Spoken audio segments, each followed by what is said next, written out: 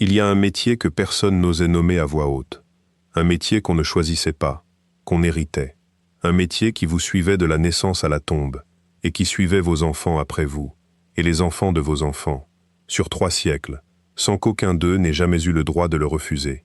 On les appelait les exécuteurs des hautes œuvres. Le peuple, lui, avait un mot plus court, le bourreau. Et si vous croyez que cette histoire n'a rien à voir avec vous, écoutez bien, parce que ces familles portaient des noms qui existent encore aujourd'hui, des noms qui sont peut-être le vôtre. Dans les 15 prochaines minutes, je vais vous donner 15 noms de familles français qui appartenaient aux exécuteurs du roi. Et à la fin, vous saurez si le sang qui coule dans vos veines est celui d'une lignée que la France entière tenait à distance, redoutait et effaçait de ses registres. Parce qu'il faut comprendre une chose sur ces familles. Le bourreau ne vivait pas comme les autres. Il n'avait pas le droit d'habiter à l'intérieur des murs de la ville. Sa maison était en dehors, souvent près du gibet, souvent rouge, pour qu'on la reconnaisse de loin. On ne lui serrait pas la main. On ne mangeait pas à sa table. À l'église, il avait son banc, à l'écart, et parfois il communiait le dernier, quand tous les autres étaient partis. Ses enfants ne pouvaient pas se marier avec les enfants des autres. Alors ils se mariaient entre eux. Un fils de bourreau épousait une fille de bourreau. Une dynastie d'exécuteurs de Paris mariait ses filles à une dynastie d'exécuteurs de Rouen, ou de Reims, ou d'Orléans. Et c'est exactement pour cette raison que leurs noms se sont transmis intacts, génération après génération, comme un sceau qu'on ne pouvait pas briser. Le bourreau avait pourtant un pouvoir que personne ne soupçonne. Sur les marchés, il avait le droit de prélever sa part. Une poignée de grains sur chaque sac, un poisson sur chaque étal, une mesure de sel. On appelait ça le droit de havage, et c'était sa paye, arrachée directement aux mains de ceux qui refusaient de le toucher. Il tendait la main, et le marchand détournait les yeux en la remplissant. Ces familles devenaient parfois riches, très riches, propriétaires de terres et de maisons. Et pourtant, tout cet argent ne leur achetait jamais une seule chose, le droit d'être traités comme des hommes ordinaires. On les enviait, et on les fuyait dans le même souffle. Et leur travail lui-même était un art transmis en secret. Manier l'épée pour trancher une tête d'un seul coup demandait des années d'apprentissage, parce qu'une lame mal placée, un geste hésitant, et le condamné hurlait sous une deuxième, une troisième tentative, devant une foule qui se retournait alors contre l'exécuteur. Le père enseignait au fils dès l'enfance. La corde, la roue, le billot, le fer rouge, chaque instrument avait sa science, et cette science ne sortait jamais de la famille.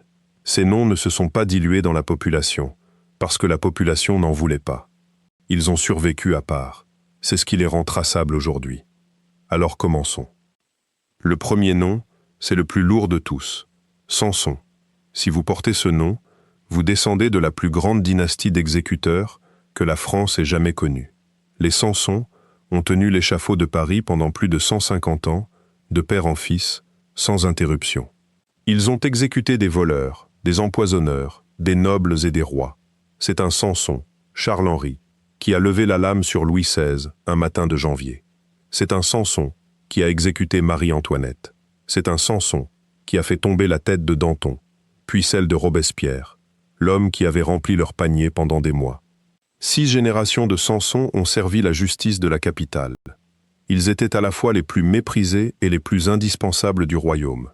On raconte que Charles-Henri Samson, l'homme qui exécuta son roi, en fut hanté jusqu'à la fin de ses jours, lui qui avait servi la couronne toute sa vie avant de la trancher. Le nom Samson était si lourd que la simple mention faisait baisser la voix. Les enfants de la famille apprenaient à lire dans les registres d'exécution et à compter en additionnant les condamnés. Si votre nom est Samson, ce sang-là est le vôtre, et c'est le plus lourd héritage que cette liste puisse porter.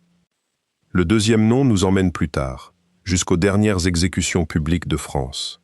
Deibler, une lignée venue de l'Est, des terres germaniques et alsaciennes, qui a repris le flambeau quand les Samson se sont éteints. Louis Deibler, puis son fils Anatole, ont été les exécuteurs officiels de la République pendant des décennies.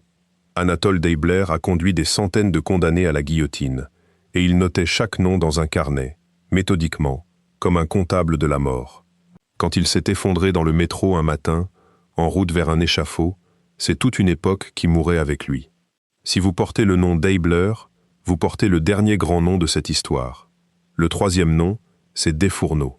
Une famille d'exécuteurs qui a servi jusqu'au XXe siècle, jusqu'aux toutes dernières décapitations de la France moderne. Henri Desfourneaux a tenu ce rôle que plus personne ne voulait, à une époque où le métier était devenu un secret honteux qu'on cachait aux voisins.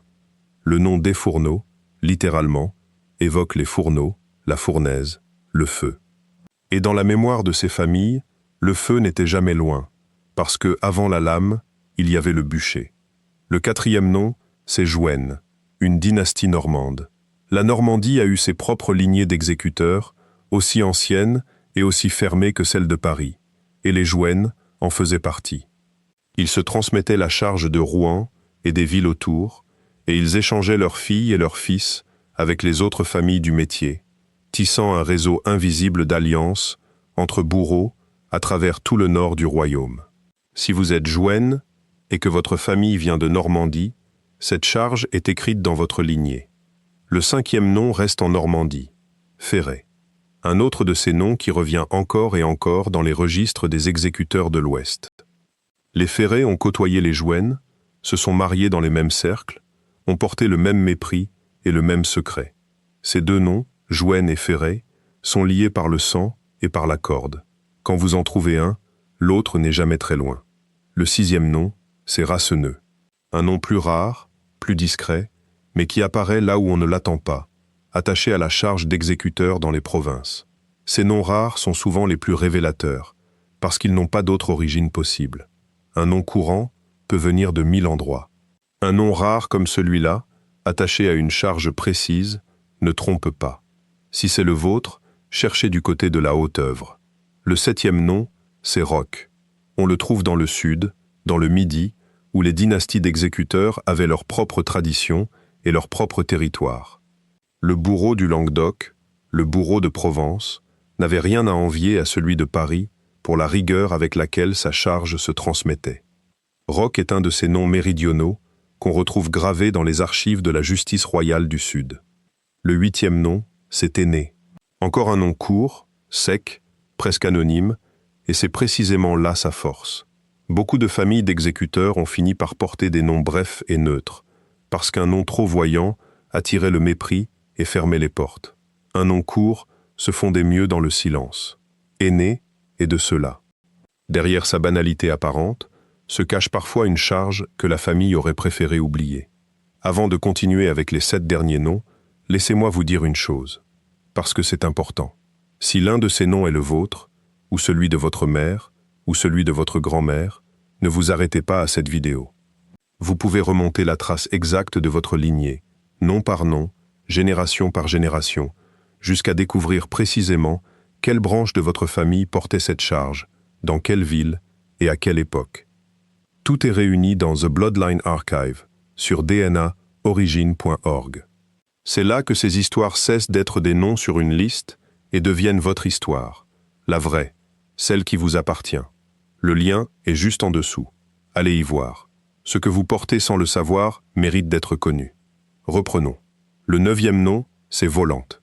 Un nom qui glisse, qui vole, et qui pourtant s'est ancré dans les registres des exécuteurs de plusieurs régions. Les Volantes ont fait partie de ce monde à part, ce monde des hommes en rouge qui montaient sur l'échafaud pendant que la foule retenait son souffle. Porter ce nom, c'est porter l'écho d'une famille qui a vécu au bord de la société, jamais tout à fait dedans, jamais tout à fait dehors. Le 10e nom, c'est le rouge, et celui-là n'a pas besoin d'explications compliquées. Le rouge, c'était la couleur du bourreau. La couleur de sa maison, la couleur de sa cape dans certaines villes, la couleur du sang qu'il faisait couler par métier. Beaucoup de ces familles ont fini par porter, ou par recevoir, des noms liés à cette couleur, comme une marque qu'on ne pouvait pas effacer. Si vous êtes le rouge, votre nom lui-même est peut-être le dernier témoin d'une charge que vos ancêtres portaient au grand jour. Le 11e nom, c'est Corbin, le corbeau, l'oiseau qui tournait au-dessus des gibets, qui se posait sur les potences, qui suivait la mort partout où elle passait. On appelait parfois les hommes qui vivaient près des lieux d'exécution par le nom de cet oiseau. Corbin est un nom qui traîne cette ombre-là, l'ombre du gibet et de ce qui rôdait autour. Si c'est le vôtre, il vient d'un endroit que les vivants évitaient. Le 12e nom, c'est Piquet, le pieu, le poteau, l'instrument. Certaines familles ont tiré leur nom directement des outils de la charge, de ce bois planté en terre, auquel on attachait les condamnés. Un nom comme Piquet ne raconte pas un lieu ni un ancêtre, il raconte un geste, le geste du métier lui-même, transmis jusqu'à devenir une identité.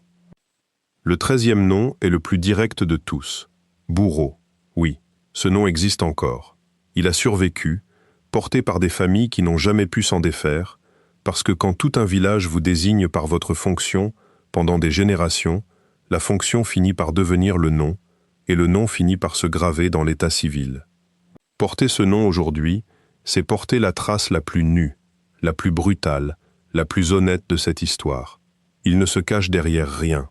Le 14e nom, c'est Malenfant, l'enfant mauvais, l'enfant maudit. C'est ainsi qu'on désignait parfois ceux qui naissaient dans ces familles, condamnés dès le berceau à un destin qu'ils n'avaient pas choisi. Un fils de bourreau était un mauvais enfant aux yeux du village, non pas à cause de ce qu'il avait fait, mais à cause de ce qu'il était par le sang. Le nom Malenfant garde en lui cette condamnation ancienne, ce rejet qu'aucune innocence ne pouvait laver. Et le 15e nom, pour finir, c'est Guillon. Un nom qui résonne étrangement à l'oreille française, parce qu'il évoque de loin l'instrument qui allait tout changer, la machine qui a remplacé la hache et l'épée, et donné à la mort une régularité mécanique. Les Guillons apparaissent dans les cercles des exécuteurs et de la justice, à l'époque où le métier basculait de l'artisanat sanglant vers la procédure froide. C'est un nom charnière, un nom de transition, entre le vieux monde du billot et le nouveau monde de la lame, qui tombe toute seule. Voilà les 15 noms. Samson, Deibler, Desfourneaux, Jouenne, Ferret, Rasseneux, Roch, Aîné, Volant, Le Rouge, Corbin, Piquet, Bourreau, Malenfant, Guillon. 15 noms qui portent, chacun à sa manière, la mémoire d'un métier que la France a utilisé pendant des siècles, tout en refusant de le regarder en face. Et si l'un de ces noms est le vôtre, prenez un instant pour y penser. Vos ancêtres n'étaient pas des criminels, ils étaient l'inverse. Ils étaient le bras de la loi, l'instrument de la justice du roi, ceux à qui l'État confiait la tâche la plus lourde qui soit, et qu'il méprisait ensuite pour l'avoir accomplie. Ils vivaient à l'écart, ils se mariaient entre eux, ils enterraient leurs morts à part, et ils transmettaient à leurs fils une charge et un nom qu'aucun d'eux ne pouvait déposer. C'est ce sang-là, tenace, exclu, indispensable, qui a traversé les siècles pour arriver jusqu'à vous. Ce nom que vous portez au quotidien, que vous écrivez sans y penser, en bas d'une lettre ou d'un formulaire, il a peut-être été prononcé un jour, au pied d'un échafaud, dans le silence d'une foule qui attendait. Il a peut-être appartenu à un homme en rouge qui vivait seul au bord de la ville. Et cet homme, c'était votre sang. Si vous voulez savoir avec certitude d'où vient votre nom, jusqu'à quelle branche exacte de votre famille il remonte, et ce que vos ancêtres faisaient vraiment, tout se trouve dans The Bloodline Archive sur dnaorigin.org. Le lien est sous la vidéo. Votre nom a une histoire. Il est temps de la connaître.